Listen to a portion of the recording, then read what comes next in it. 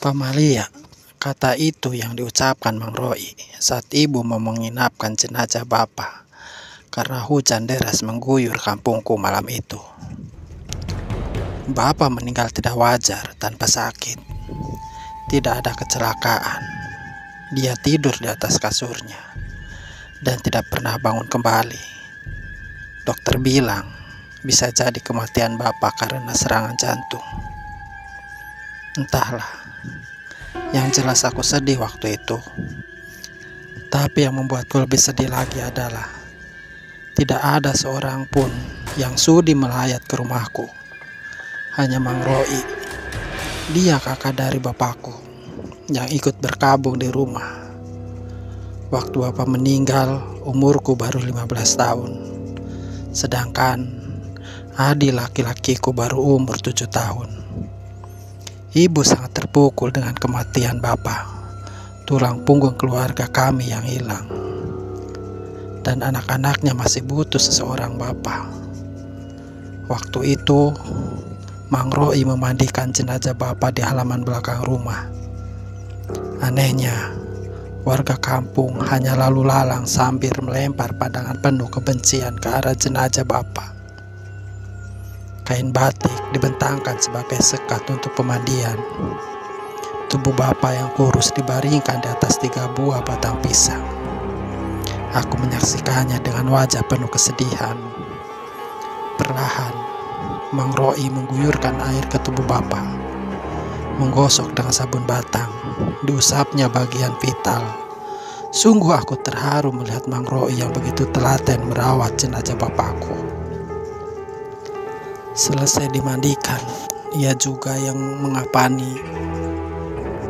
Sesekali aku membantunya mengikatkan tali. Ibu dan adikku tersiak melihat jenazah Bapak. Saat sudah dikapani, jenazah Bapak dibawa ke ruang tamu yang lebih luas dan dibaringkan di atas kasur. Mang Roy menoleh ke arah pintu. Mungkin saja dia berharap ada yang datang untuk melayat. Namun sampai matahari sempurna jatuh, tidak satu orang pun di kampung ini yang mau melayat ke rumahku. Ada yang bisa ngaji di sini? Sambil terisak ibu menjawab, tidak ada Mang. Keluargaku memang jauh dari pendidikan agama, tidak seorang pun yang bisa mengaji. Alpin, bantu Mamang berdoa buat bapak kamu ya, pinta Mang Roy. Aku mengangguk. Ya Allah, ampunilah dosa yang telah Pak Abu lakukan di dunia. Mang, kok pakai bahasa Indonesia? Tanyaku heran. Kok memang tahu Tuhan berbahasa apa? Timpal Mang Roy. Sudah ikuti saja kata Mamang Mufin. Ibu mengusap pundakku. Aku mengangguk. Ya Allah, ampunilah dosa yang telah Pak Abu lakukan di dunia.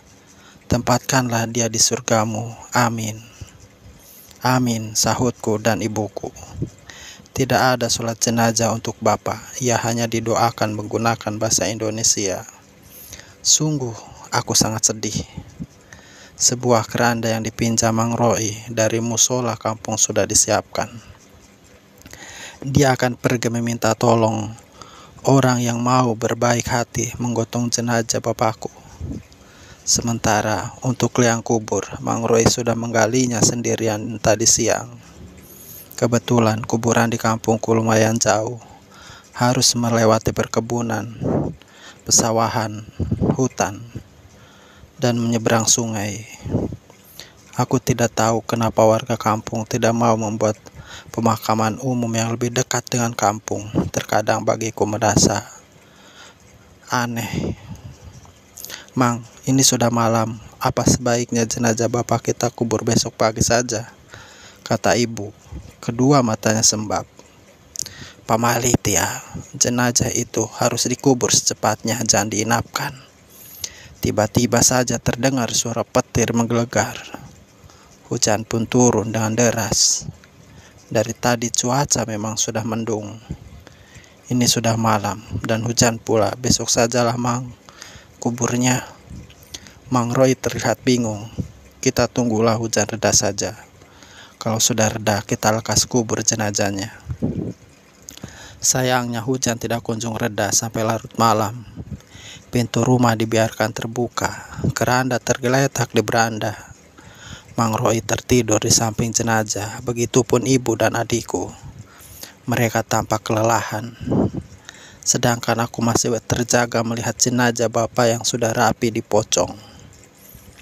Kedua hidungnya dicocoki kapas. Wajahnya sangat pucat dan terlihat kering.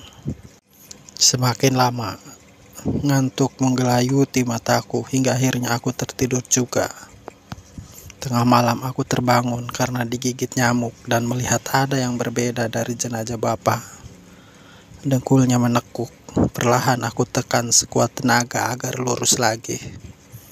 Ku kecup kening bapak. Banyak kenangan yang aku habiskan bersamanya.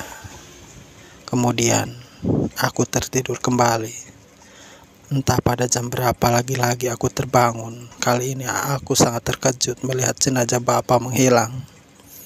Segera aku menoleh ke sekeliling, tempat di mulut pintu. Kulihat bapak yang masih mengenakan kain kapan berdiri di sana, sambil menghadap keluar rumah. Kepalanya terlihat mendongak ke atas. "Bapak hidup lagi?" tanya aku sambil tersenyum ragu. Perlahan aku mendekat, kulihat di luar kabut sedang pekat-pekatnya menyelimuti kampung. Sedangkan hujan sudah reda. "Pak," tanya aku sambil terus melangkah. Aku menyentuh kafannya. Bapak tetap mematung, tubuhnya kaku dan keras sekali. Dapat kurasakan seperti menyentuh batang pohon. Alvin senang bapak hidup lagi. Kupeluk tubuh bapak yang keras itu. "Hampura Abi," kata bapak lirih. Suaranya hendak menangis. Aku mengerti ucapan bapak yang menggunakan bahasa Sunda itu. Artinya, maafkan aku. Tapi, minta maaf untuk apa? "Alvin!" Mang Roy bangun dan meneriakiku.